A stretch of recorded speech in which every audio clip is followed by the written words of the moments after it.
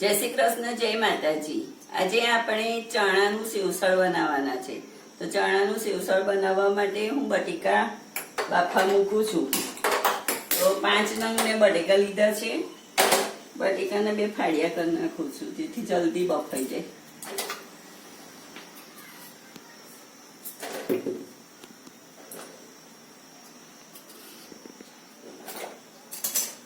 અને આ ચણા મેં રાત્રે પલાળ્યા હતા, તે અત્યારે બાફા મૂકી દઉં છું।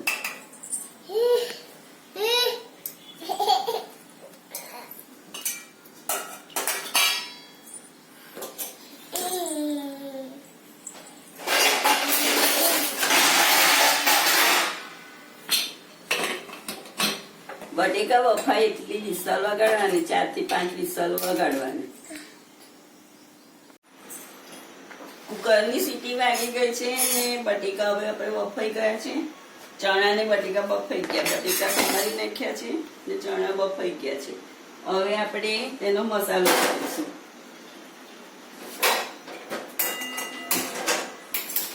મસાલામાં 2 પાવડા તેલ, નજીક આવો થોડા નજીક,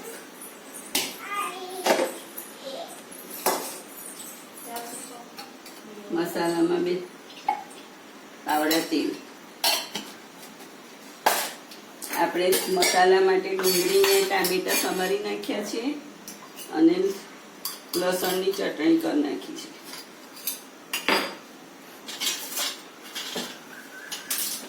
જીરું નાખવાનું, રાઈ નાખવાનું, રાઈ ને જીરું થઈ જાય। રાઈ જીરું તતડી ગયા છે એટલે આપણે હવે હિંગ નાખીશું અને તેમાં ડુંગળી સાંકળવાની।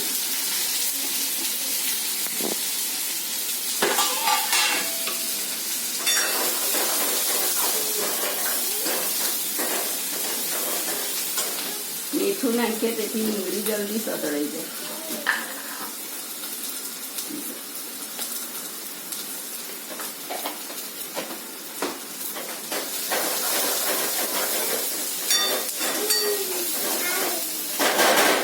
ડુંગળી સતળાય ત્યાં સુધી એમાં બટેકા લઈએ।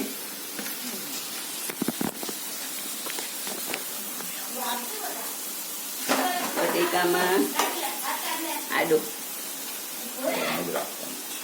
બટેકામાં ચણા આદુ કરીશ ને એટલે ચાલુ થશે। એવું છે, બહુ લાંબો થઈ ગયો રહી। ડુંગળી સતળાઈ ગઈ છે, હવે એમાં આપણે લસણની ચટણી નાખીશું।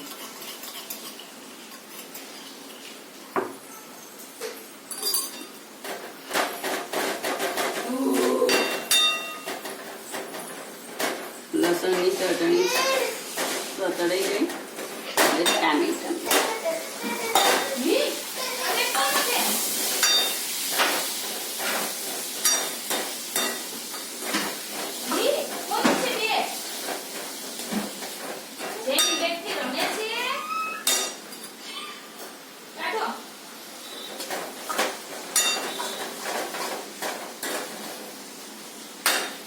ટામેટા એકદમ એકરસ થવા જોઈએ।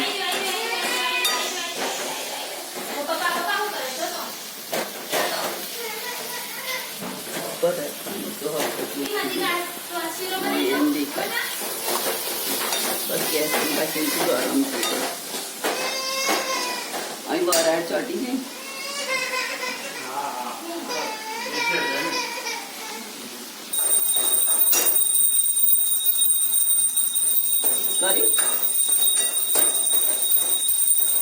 ટામેટા અને ડુંગળી સતળાઈ ગયા છે, તો હવે આપણે એમાં મસાલો કરીશું। હળદર નાખવાની, થોડી મરચું તો નાખ્યું છે પણ થોડુંક વધારે કલર માટે મરચું નાખવાનું।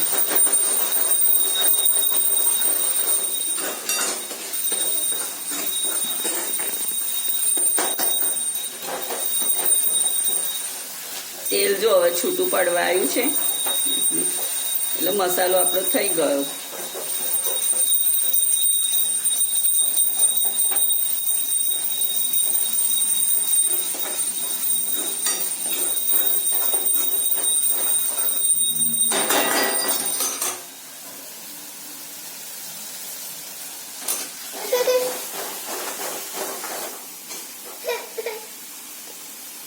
તેલ છૂટું પડી ગયું છે.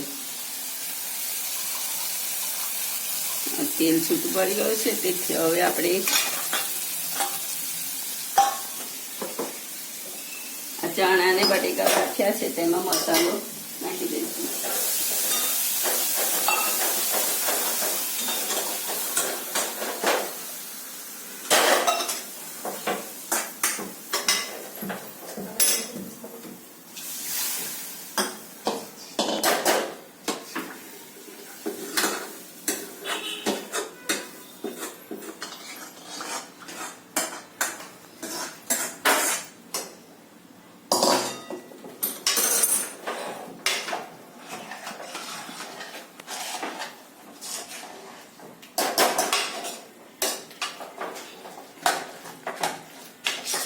હરખું મિક્સ કરી નાખીએ તેથી બટેકા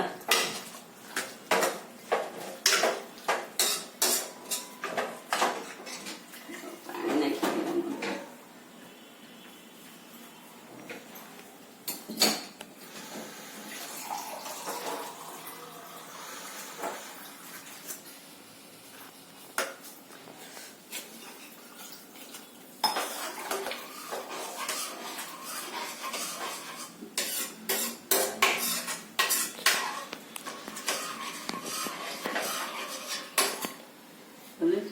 એની દોઢ વાલો પાણી બોલતો ખરો. તમે તમારી મરજી પ્રમાણે પાણી નાખી શકો જેટલું તમને સેવસળ ઢીલું ફાવે એવી રીતે. અને ગોળ પણ તમને જેટલું ગળ્યું જોઈએ એટલું ગોળ નાખવાનું.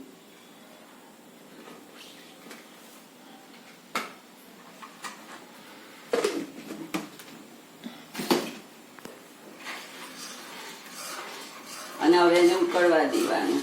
સેવસળ ઉકળી જાય, થોડું ઘટ લાગે છે એટલે મેં પાણી નાખ્યું છે. થોડું ઉકળશે એટલે આવી જશે. હવે થઈ જવાયું છે એટલે લીંબુ નીકાળી દઈએ.